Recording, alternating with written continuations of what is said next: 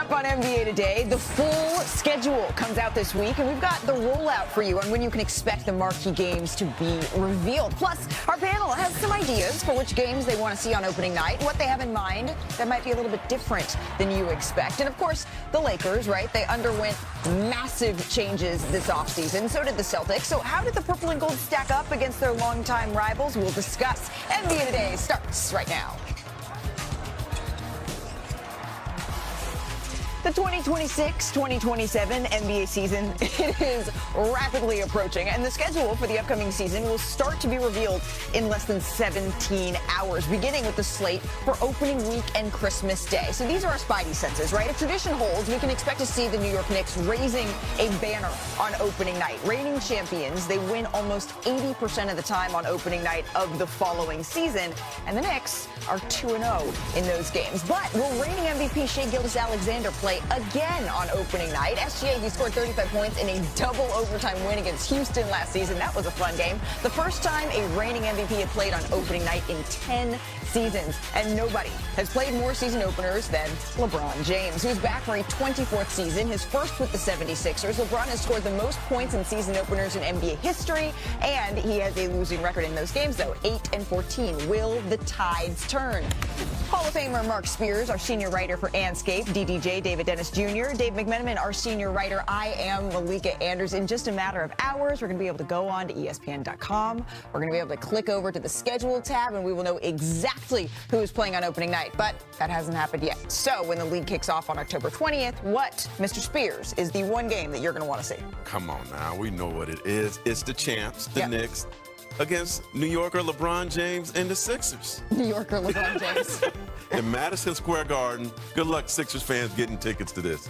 Yeah, it's going to be a tough one. This is the first time they've raised the banner since 1973. Every celeb is going to be in the building that you could think of. And, you know, for LeBron and the Sixers, they got a chance to dare to dream, too. Try to get their first championship since 1983. So MSG is going to be the place to be.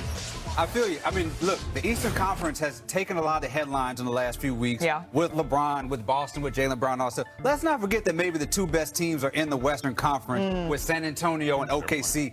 That matchup is the one that I want to see on opening night. Which city, though?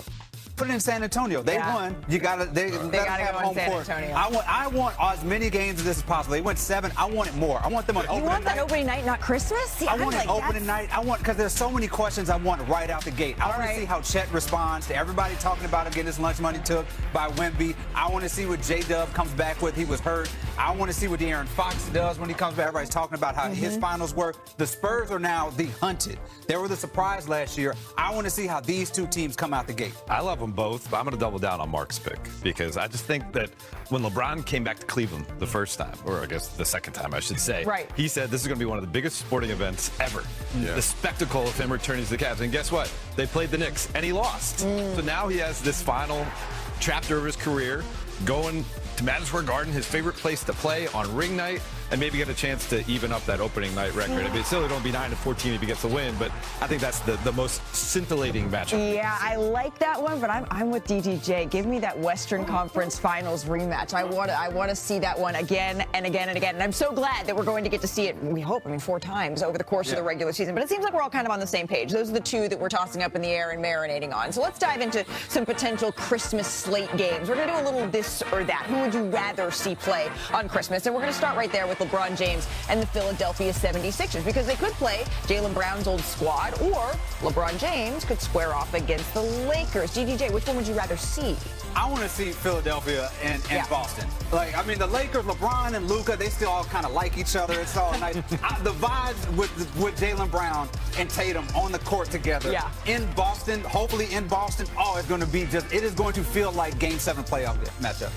Yeah, I mean, listen, I'd like to stay in Los Angeles on Christmas Day. I'd like you here, too. It's a little bit of a bias. How about the Knicks, though? They're a staple on Christmas morning. So, Dave, would you rather see them in a finals rematch against the Spurs, or maybe Tyrese Halliburton, the Pacers, back healthy?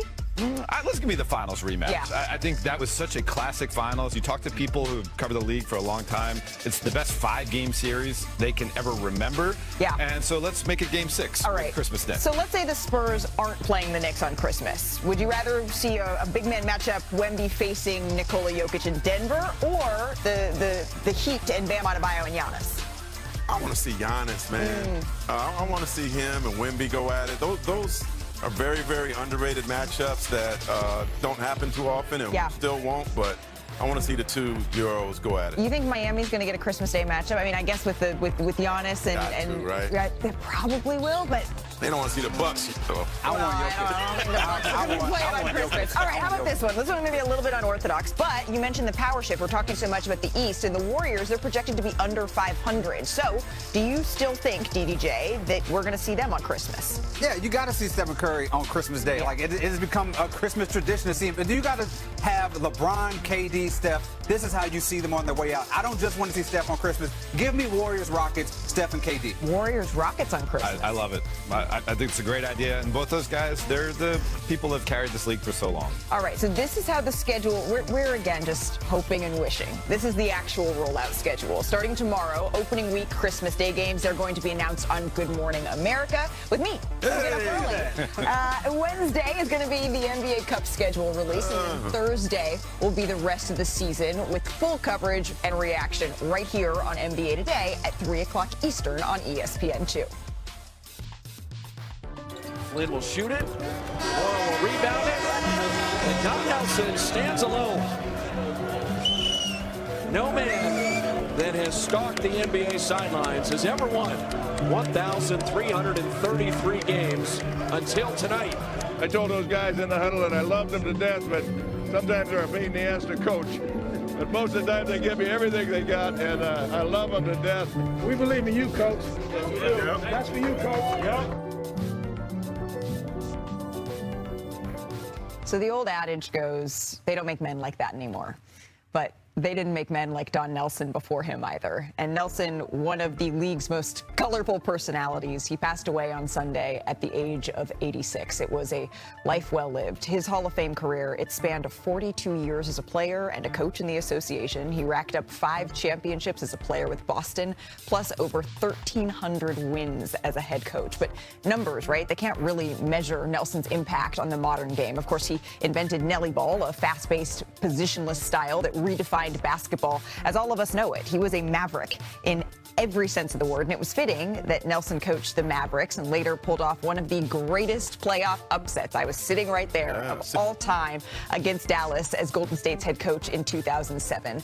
So this is what Dirk Nowitzki said. Nelly, you drafted me. You believed in me. You saw things in my game before I ever realized I could do them. I've said it a million